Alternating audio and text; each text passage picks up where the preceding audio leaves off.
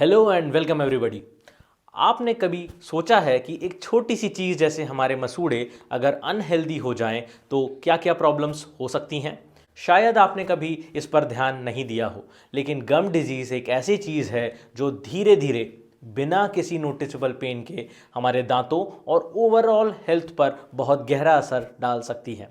और आज इसी छुपी हुई प्रॉब्लम के बारे में हम बात करने वाले हैं। मेरे साथ हैं dental experts doctor Yogita Soni, जो हमें बताएंगी कि गम डिजीज़ क्या है, इसके सिम्टम्स क्या होते हैं और हम अपने मसूड़ों का ध्यान कैसे रख सकते हैं। डॉक्टर योगिता सोनी, स्वागत है आपका, वेलकम। थैंक यू डॉक्टर अंकित। ये टॉपिक बहुत इम्पॉर्टेंट है और मुझे खुशी है कि इस पर हम बात कर रहे हैं। मसूड़ों की समस्या बहुत कॉमन होने के साथ साथ बहुत गंभीर भी होती है और जैसा मैं अपनी ओपीडी में देखती हूँ कि गम डिसीज के बारे में लोगों में अवेयरनेस थोड़ी कम होती है और मैं समझती हूँ कि आज के इस डिस्कशन से हम ज़्यादा से ज़्यादा लोगों को इस प्रॉब्लम और इसके प्रिवेंशन के बारे में बता पाएंगे। जी बिल्कुल मैम, मुझे ये तो पता था कि गम डिजीज़ बहुत कॉमन होती है, पर आपकी नज़र में ये इतनी गंभीर समस्या क्यों है? ऐसा इसलिए क्योंकि दांतों में इन्फेक्शन होने पर मरीज को दांतों में दर्द होता है या दांतों पर कालापन दिखता है या दांतों में गड्ढा हो जाता है जिसमें खाना फंसने लगता है। और इन सब लक्षणों से पता चल जाता है कि दांतों में सड़न हो रही है, तो वो इसका तुरंत इलाज करवा लेते हैं। लेकिन मसूड़ों के इन्फेक्शन के सिम्टम पेशेंट को बहुत चिंताजनक नहीं लगते और अवेयरनेस की कमी की वजह से वे इसे अक्सर इग्नोर कर जाते हैं। और जब ये समस्या बड़ी हो जाती है या इन्फेक्शन ज़्यादा फैल जाता है, पेशेंट उसके बाद ही इलाज करवाने के लिए हमारे पास आते हैं। इसलिए मैं मसूड़ों के इन्फेक्शन की समस्या को गंभीर मानती हूँ। ओके, नेक्स्ट मैम, आप एकदम बेसिक से बताएं कि गम डिजीज़ बेसिकली होती क्या है और ये कैसे शुरू होती है। गम डिसीज या पेरियोडोंटल डिसीज एक इन्फेक्शन है जो दांतों को सपोर्ट करने वाले टिश्यूज में होता है। ये प्रॉब्लम तब शुरू हो जाती है जब हमारे दांतों पर प्लाक की लेयर जमने लगती है। अगर हम सही तरीके से ब्रश या फ्लोस नहीं करते तो ये प्लाक धीरे धीरे हार्ड टार्टर और कैलकुलस में बदल जाता है। इस हार्ड टार्टर को नॉर्मल ब्रशिंग से नहीं निकाला जा सकता, इसके लिए प्रोफेशनल क्लीनिंग की जरूरत पड़ती है। अच्छा, और ये टार्टर बनने के बाद क्या होता है?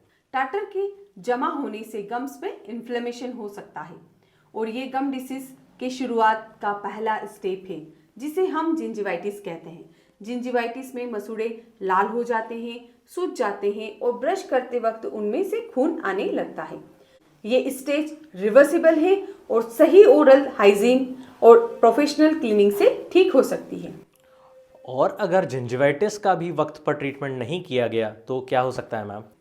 अगर जिंजिवाइटिस का ट्रीटमेंट ना हो तो ये पेरियोडोंटाइटिस में बदल सकती है।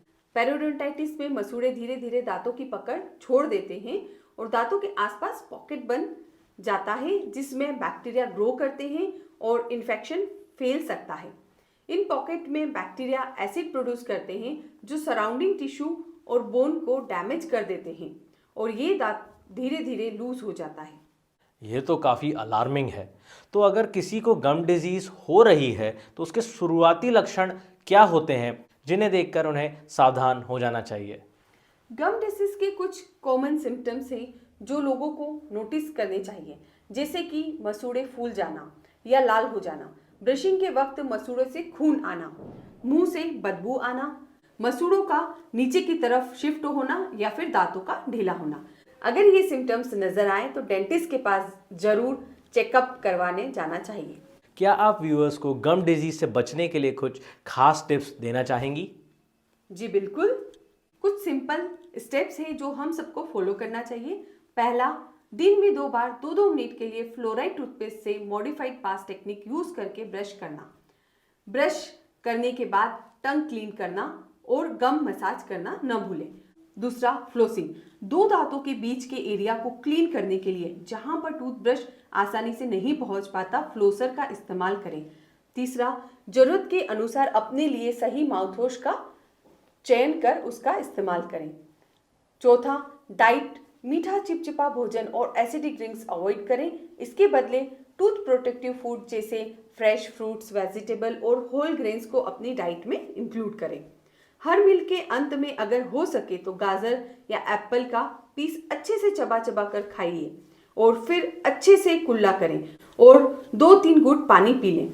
और 5वां, रेगुलर डेंटल चेकअप। साल में एक बार अपने डेंटिस्ट के पास जाकर अपना डेंटल चेकअप जरूर करवाएं ताकि दांतों और मसूड़ों की कोई भी समस्या हो तो उसे अर्ली स्टेज में ही डिटेक्ट करके ठीक किया जा सके। बहुत ही वैल्यूएबल इन्फॉर्मेशन डॉक्टर योगिता, आपने गम डिजीज़ के बारे में बहुत अच्छे से समझाया। हम उम्मीद करते हैं कि व्यूअर्स इससे कुछ वैल्यूएबल इंसाइट्स लेंगे और अपनी डेंटल हेल्थ को प्रायोरिटी देंगे। Thank you doctor Ankit.